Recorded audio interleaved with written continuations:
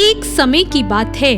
जयपुर शहर में रीना और गीता नाम की दो लड़कियां रहती थी। रीना एक बहुत ही अमीर परिवार की लड़की थी, पर गीता एक गरीब से साधारण परिवार से थी। लेकिन पढ़ाई में होशियार होने के कारण उसे एक बहुत बड़े स्कूल में दाखिला मिल गया था।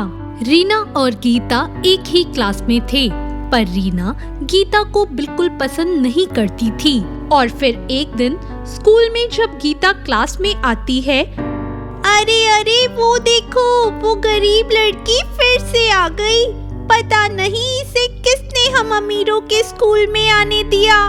तब रीना की बात सुनकर सभी गीता का मजाक उड़ाते हैं और जोर जोर से हंसते हैं। तभी वहाँ टीचर आ जाती हैं। ये क्या शोर क्यों हो रहा है रीना? मैंने तुम्हें कितनी बार समझाया है कि इस तरह किसी का मजाक नहीं बनाना चाहिए। ये मत भूलो कि गीता तुम सबसे ज्यादा होशियार लड़की हो।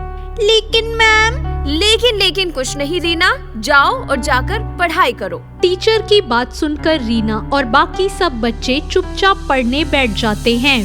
Thank you ma'am. उसी दिन स्कूल में गेम्स के पीरियड में रीना किसी भी बच्चे को गीता के साथ खेलने नहीं देती और रीना फिर से गीता का मजाक उड़ाने लगती है। गीता, तुम इतनी गरीब हो कि हम तुम्हारे साथ कभी नहीं खेल सकते। अपने कपड़े तो देखो, पहले मेरी जितनी अमीर हो जाओ तभी हमारे साथ रहने की सोचना। मैं भी वही सब सीख रही हूँ जो तुम सीख रही हो, फिर तुम मेरे साथ ऐसा क्यों करती हो? हाँ बिल्कुल, फिर भी तुम कभी मेरी बराबरी नहीं कर पाओगी। गीता रीना की बात सुनकर रोने लगती है और चुपचाप अपनी क्लास में आ जाती है। लेकिन ये सारी बातें उनकी टीचर सुन लेती है। आज तो रीना ने हद ही पार कर दी है। अब मुझे रीना के माता पिता से बात करनी ही होगी। मैं आज ही उन्हें मिलने को कहती हूँ। टीचर रीना के घर फोन करके उसके माता पिता को स्कूल बुलाती है और उनसे रीना को कुछ भी ना बताने को कहती है। रीना के पापा का नाम अमित था और माँ का नाम दिव्या था।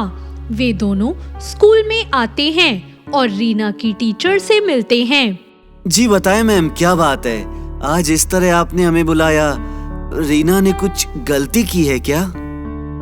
अमित जी, रीना एक बहुत अच्छी लड़की है, पर उसकी क्लास में गीता नाम की बच्ची है जिसे वो बिल्कुल पसंद नहीं करती है। क्या मतलब मैम? हम समझे नहीं। रीना भला क्यों किसी को नापसंद करने लगी? दरअसल गीता एक बहुत ही साधारण और गरीब परिवार से है, पर इतनी होशियार है कि उसे यहाँ एडमिशन मिला है। पर रीना को अपने अमीर होने पर बहुत घमंड है। टीचर ने उन दोनों को सारी बात बताई। वे दोनों रीना का ऐसा रवैया सुन के हैरान हो जाते हैं। मैम आप परेशान मत होइए, हम समझ गए हैं कि अब हमें क्या करना है ताकि रीना ये अमीर गरीब का फर्क बंद कर दे। अब हम चलते हैं। पापा मम्मा देखो, मैं स्कूल से आ गई। अरे वाह बेटा, कैसा रहा आपका दिन? पापा मेरा दिन बहुत अच्छा रहा। चलो अब खाना खा लो। पापा आप दोनों इतने उदास क्यों हैं? बेटा वो मेरे बिजनेस में मुझे कुछ नुकसान हुआ है। अब ज्यादा पैसे भी नहीं बचे हैं। कोई बात नहीं पापा, सब ठीक हो जाएगा।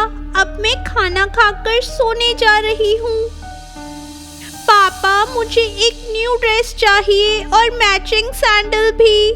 नहीं बेटा, अभी पापा के पास इतने पैसे नहीं हैं, बाद में लेते हैं ना।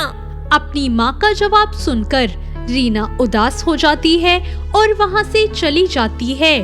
फिर अगले दिन स्कूल से आने के बाद, माँ सुनो ना, मेरे सारे दोस्त न्यू ईयर पार्टी कर रहे हैं, पर मैं सोच रही हूँ कि सबसे अच्छी पार्टी हमारी हो। हर साल की तरह बहुत मजा आएगा। नहीं रीना, अभी ये सब नहीं हो पाएगा। पर क्यों मम्मा? बेटा तुम्हें बताया था ना, हमारे बिजनेस में नुकसान हुआ है। वो सब मुझे नहीं पता पापा, मुझे तो पार्टी करनी ही है। हम इतने अमीर हैं तो हमारे पास क्या कमी हो सकती है? रीना एक बार मना कर दिया ना, इस तरह जिद मत करो। नहीं पापा, कल न्यू ड्रेस, खिलौने, सैंडल सब के लिए आपने मुझे मना कर दिया, पर आज मैं नहीं मानूंगी। ये सब मुझे चाहिए ही। रीना देखो, जब हमने मना कर दिया कि अभी पैसे नहीं हैं, तो नहीं हैं। अब जाओ यहाँ से आप। अपनी माँ की डांट सुनकर रीना रोते हुए वहाँ से चली जाती है। दिव्या, हमने रीना को तो पहले ही मना कर दिया है, पर पार्टी की तैयारी करनी होगी। पर ध्यान रहे रीना को पता ना चले, और इस बार गीता भी पार्टी में आएगी। हाँ, मैं समझ गई, अमित ऐसा ही होगा। क्या अब हम गीता की तरह गरीब हो जाएंगे? नहीं नहीं, ऐसा नहीं हो सकता। ये सब सोचते सोचते रीना सो जाती है और अमित और दिव्या गीता को पार्टी में आने का न्योता देकर आते हैं और बहुत सारे नए कपड़े और खिलौने भी उसके लिए लेकर जाते हैं। मम्मा, क्या हम सच में इस बार पार्टी नहीं कर रहे? नहीं बेटा, अभी हम थोड़ा भी खर्चा नहीं कर सकते। अब हम गरीब हो गए हैं। नहीं नहीं माँ, हम गरीब नहीं हो सकते। सब ठीक हो जाएगा ना? वे दोनों उस दिन रीना की क्लास के सभी बच्चों को पार्टी में आने को कहते हैं। रीना मन ही मन गीता से अपनी तुलना करने लगी थी। शायद उसे अपनी गलती का एहसास होने लगा था। अगले दिन न्यू ईयर की पार्टी थी। पापा, ऐसा पहली बार हो रहा है कि मेरे पास न्यू ईयर पर कोई न्यू ड्रेस नहीं है। कोई बात नहीं बेटा, अभी हमारे गरीबी के दिन हैं, पर हमें हर हाल में खुश रहना चाहिए। अगले दिन दिव्या किसी और के यहाँ पार्टी में जाने का बोलकर रीना को एक पार्टी में लेकर जाती है। तभी वहाँ पहुँचते ही रीना चौंक जाती है। मम्मा, ये मेरी क्लास के सब बच्चे और गीता भी यहाँ क्यों आए हैं? जब उसकी नजर गीता पर पड़ती है तो वो उसे देखती ही रह जाती है। इतनी सुंदर, इसकी ड्रेस इतनी महंगी और सुंदर है, इसके पास ये ड्रेस कैसे आई?